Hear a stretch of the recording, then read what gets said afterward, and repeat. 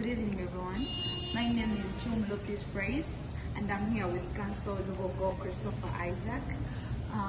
We are going to talk about some little things about the legal issues and legal matters. So, as we're going to start our program, I had introduced him already. I want to ask, good evening. Good evening, my friend. Yes, I'm here and I want to know about the legal matters, the legal issues, and how things are in the legal sector. First of all, what attracted you to become a legal officer or to go for legal issues? I think it was Justice Oliver Wendell Holmes who said that wanting to become a lawyer is divinely inspired. So I must say that it's a calling. It's a calling. I know many people attempt to do law, but in most times we're trying to be the lawyer rather than being a lawyer. And there's a difference in terms of that. So first of all, it's my inspiration, I believe, but also it's a question of hard work. Because like the good professors in Makerere usually say, that law is not everybody's cup of tea. You know, law is not a cup of porridge for everyone. And that's why you are referred to in most cases as my learned friend. The argument being that you're the only people who are given the ability to interpret things as if you're experts. So you can interpret a medical doctor's report, you can even question them on things they did not do right, even though you're not a medical doctor. But so that's the only profession that gives you the ability to call yourself learned, but also gives you what they call bragging rights. So law is the only profession that gives you the honors to have what they call bragging rights. So you talked about the issue of the lawyer and a lawyer. Since we're talking to a big crowd, or not only land fellows, we are also talking to some other people who are ignorant about the legal matters. So how could you describe that in very well, the lawyer and a lawyer? One time I was working with a popular law firm, and one of the senior partners used to joke that, you see, stop doing these courses when you go back to your grandmother, and it's very difficult to explain to your grandmother that, you know, man, so much you can when you simply tell them so mama take her, they will understand. So now when it comes to legal matters and law things, the ordinary people understand everything that has to do with the interpretation of the law, with how the law can help you, with how the law serves the purpose, with how the law should be able to, you know, reduce pain in society rather than increase pain. It's unfortunate today that there are those who argue that lawyers are people perhaps who make pain or bring suffering or extort money or even lie. But that shouldn't be the case. I think a lawyer, even by the very beginning of the legal profession, there were quite few noble professions by then. There was law, there was theology, there was medicine and engineering. But the lawyers used to have hoods, and they used not even ask money. You know, so what happens after you've done a service for a person, they would simply come and throw money behind your hood. When you go back home, you pick out the money and then, you know, use what you have. It was free service. So how I understand that the demand for performance is high. I understand that survival is extremely important, but we should not compromise those at the expense of extorting money or even abusing the privilege that we have as learned people. So law should be interpreted as a service to society, to be able to help the ordinary person. You should be able to go back, way back in your village, educate the people about the things of the law. That's what we did when we do the Sui Generis Law app. We made it free for everyone. All students can easily access it, and the entire world can access it.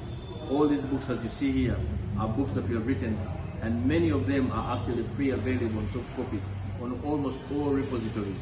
Go to Makerere University repository, go to Islamic University repository, go to Kumba repository, go to UCU repository, go to Uganda Management Institute repository, go to Uganda National Library repository, go to US Congress repository. All these are provided free. Even the biggest library now, Digital Library, which is Absat in Africa, has also these books free of charge. So we do that not because we don't want the money, but we think that's a time to help our brothers and sisters to reawaken their thinking. So we call this some kind of thinking outside the box and throwing the box away. Yes. I'm seeing very many books here, because concerning law, concerning legal matters. But I would want to choose this one book. As you see, it's the law of music in Uganda. When I saw these words, the law of music in Uganda, in legal matters, we also have music in it. And we move on musical terms in law. So I would want to know as to why you hold this context, and also why you called it the law of music in Uganda. Yeah, predominantly, some of these are the neglected giftings, if you like, that have not been well protected in law. I mean, you and I can name a musician today, and they can produce a song today, and the next day it is in Busia, you know. And how are their rights protected in terms of returns? Many of them, even after, you know, producing their music, paying, you know, painfully, having sleepless nights to make sure that they produce. Some of them call themselves Team No Sleep. And at the end of the day, they do not have limits in terms of profit from their trade. We think that they need to be protected. We think that their copyrights have to be protected in terms of their, you know, intellectual property, if you like. So we came up with this book to try to advise the musicians on how best they can be able to address their challenges, which is extremely, you know, on the rampage in Uganda. So the law of music would address some of those things in terms of protecting and equipping them, so that our musicians don't die poor. Many of them have blessed us in terms of good music, but at the end of the day, they end up dying like paupers on the streets without anything. So we think that this can help to equip them and protect them, so that they become, they live and enjoy what God has given them as a gift. So this helps them to understand the law, to learn to move on the terms of the law. Absolutely, but also protect their copyrights in terms of music. Yes. Yes. Okay. So with all this you've gathered here, which steps do you take? Okay, how do you do it in writing? Because there are some students there, or the faculty of law, all and fellows who would also want to engage themselves in writing their own books. Okay, also talking about the law. How have you engaged yourself in this? Which steps or which ways have you used to build up yourself into this? One of the things that we do is we do not take anyone for granted.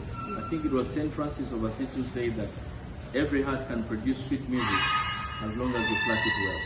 Now, one of the things that I was blessed with is that I've been able to moonlight in different jurisdictions in terms of universities of this country. Probably almost every university I've had an opportunity to, you know, interact with students there, teach or lecture or even have colleagues there. And so this has helped me. But more than that, I've been able to attract people who will challenge me. They may be young. The Bagandas have this saying, you know, so the idea is that I do not take anyone for granted. Some of the ideas that you see here actually come from students. When they ask you questions, then you're like, wait a minute, I think that is something good. And I can comfortably take you that every single book here has an impact or an input of some students from almost all universities in this country. I can begin from Makerere University, I can quote you, I can go to UCU, I can go to IUIU, I can go to Nkumba, I can go to Ngozi, I can go to, name it. Almost every university here in Uganda, we have worked with the best of the best. So what we do when as we interact with them, we challenge them, they challenge us, and sometimes you're given subjects that you may not have done at undergraduate, or even at master's level, or even at PhD level, for example. So you're like, wait a minute, I'm not going to run away. I'll sit down and harness and come up with ideas. When I was given oil and gas, I hadn't thought it before. We came up with a book. When I was given forensics, I hadn't thought before. We came up with a book. And so almost think about this one actually came because of inspiration of a thesis that I was marking at master's level, you know, in terms of legal personhood. Things to do with psychology is because we didn't have legal psychology, any kind of psychology in law school, so we thought this is important to equip young people. The art of oratory, for example, here, when we talk about the articulate lawyer, we see many people who want to pass over information, but they don't know how to train themselves in terms of learning, in terms of how to speak, public speaking, the art of eloquence, for example. So we help them. You talk about issues, people, we have kids who run left, right, and center trying to gamble, do betting and stuff like that. We have to advise them in terms of the law of cryptocurrency. We have people who have been, media likes, or people who have backgrounds in media. We help them in terms of this. We have also those who do sports, for example. We help them in terms of that. Then we have got cyber law and the like. So every book you see here, this one, for example, The Objection, My Lord, which is probably the biggest book now in the world, I believe, because it has the components of 6 volumes, plus the litigation lingo, has now been even reinforced by adding on what they call I saw prayer and much of blood. Those ones are important for purposes of maybe law development center and practicing. So for every need, it's another necessity is the mother of all invention.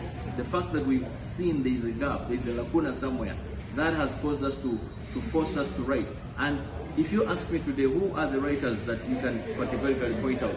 Right now we are writing a book on land law in Uganda in terms of smart energies, but in terms of renewable energies as well. In terms of the future, because we realize other than Mr. Mugamba's book, there's no other book that is substantive as far as land law is concerned. Constitutional law. The last book we had was one of Professor Kanyahamba. We have quite a number by Professor Loka. But then we said, okay, how about if we trust back history up to the present, up to the present time, 2022. So almost all these books are answers to the virgin legal space that we have in this country.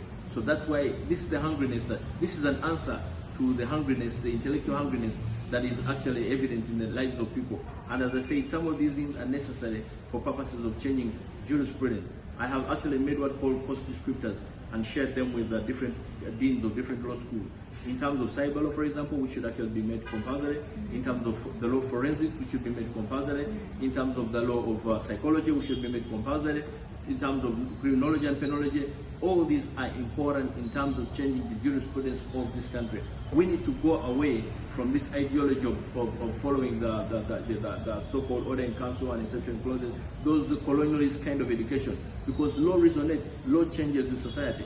What was law yesterday may not be necessarily law today. So we are blessed that we've had people like you and others who have been part of the team, who have joined hands together with us to be able to leave at least imprints or footprints for people to ride on, to change their lives for the better.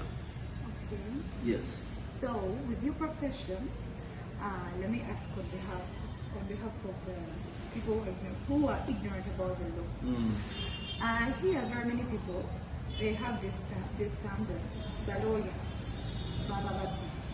that's most of them speak. So how could you bring that out, okay, to clear up your profession, that what people are thinking it's not the right thing, or what people have in their minds, it's either true or wrong? What would you talk about there? Yeah, one thing I have learned in life is that you cannot deny people of their, whatever they think about people. But I also understand. Yes, you can go. Because it's, I have had it several times, and not from one person, not from one society. It's like a general term to many of the people in the country or outside even the country. So how would you defend your profession?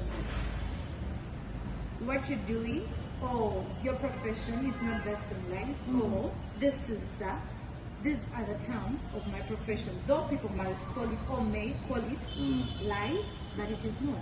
Okay, good. I'm going to read from my book again in terms of your answer. Yes. And I'll read from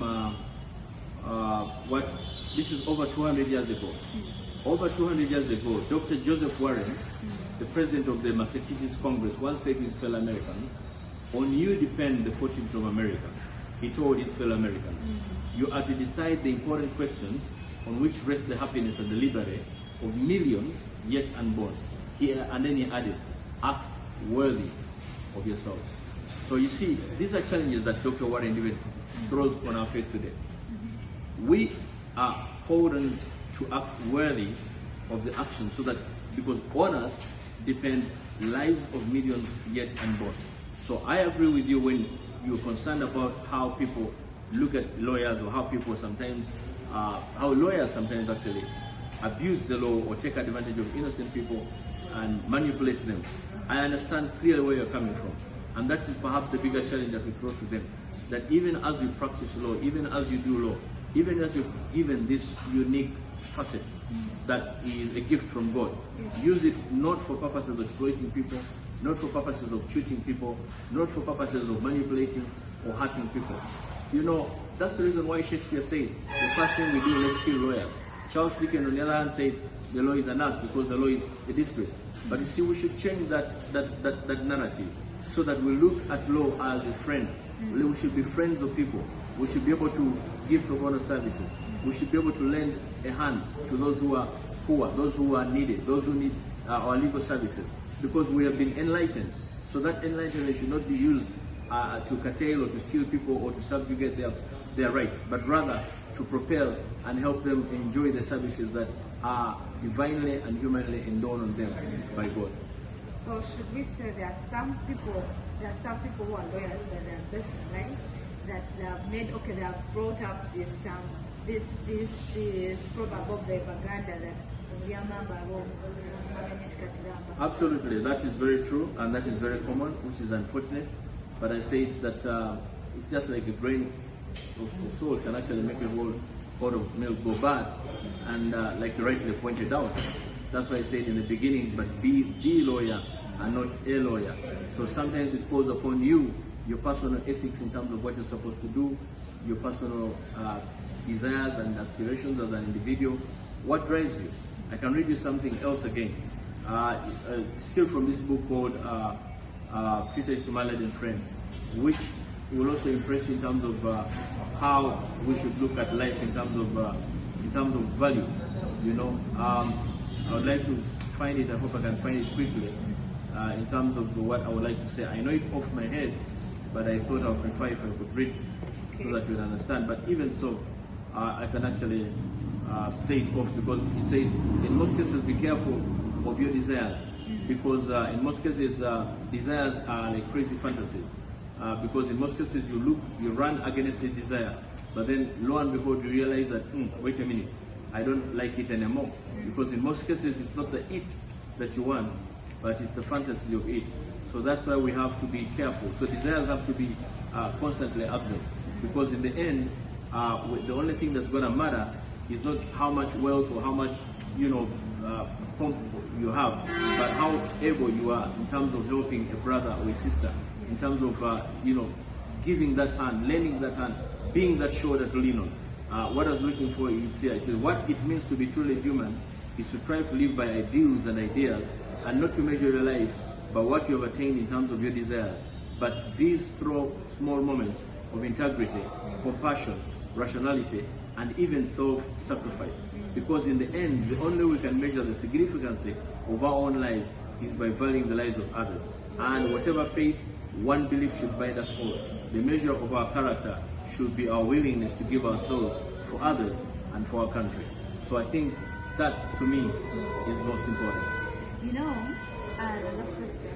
When we were growing up, when I was still in high school, we had our fellows. We grew up, this one is going to be a doctor, this one want to be a doctor, I would want to be a lawyer. But as we were growing up and as we were still studying in high school, they could tell us that the law course is the hardest thing. So how would you advise a student right now who is from high school, who has just finished his high school education and would want to join university, but he or she wants to do the law course? How would you advise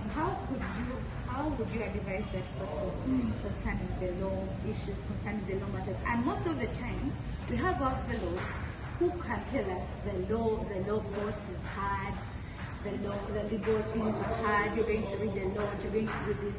Yet we see you people, you've made it in life. You've made it with the concerning legal issues. How would you advise someone who is?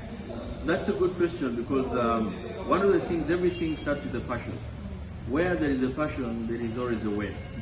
I can tell you for a fact that, like you rightly pointed out, law is not easy per se. And like I said, law is not everybody's cup of tea. Neither is not everybody's cup of porridge. But you see, all things are usually hard before you take a step. And when you take the first step, then you have the second step. The journey of 1,000 miles begins with a few small steps. Let them not lie you that you're going to have fun when you're doing well. No. But you see, what is important is that as long as you put your focus, onto something, you put your whole concentration onto something, and you give it your all, that will come to pass. The only thing that I can advise any person there who is wanting to join law, the whole world is waiting for you. You could be the next Chief Justice of this country. You could be the next State Attorney. You could be the next judicial officer. Go ahead and believe in your dream. Let nobody pull you. When I was trying to join law school, some of my very parents, for example, uncles and relatives, tried to draw me down and ask me funny questions. I had to pay my way throughout school, and with tears sometimes. But God has been gracious. And the idea, if you have a passion and a desire, and you have the fear of God in you, and you depend on God for your sustainability, and you work hard towards your goal, I can assure you that you will attain everything that you desire. So if you are there and you desire to engage yourself, don't be threatened by these very, very good books that you see here. When people look at this book, they want to run away. When look at that book, they want to run away. All these things are possible. You learn piecemeal by piecemeal. You do one, you do it the second time, you do it the third time. You don't give up. You just keep going. The sky is no longer the limit. When you keep doing it, resiliency, tenacity, and the ability and the faith in God, knowing that He who called you will give you the ability to reach that. Because the latter church, the glory of the latter church, that the Word of God says, will be greater than that of the former.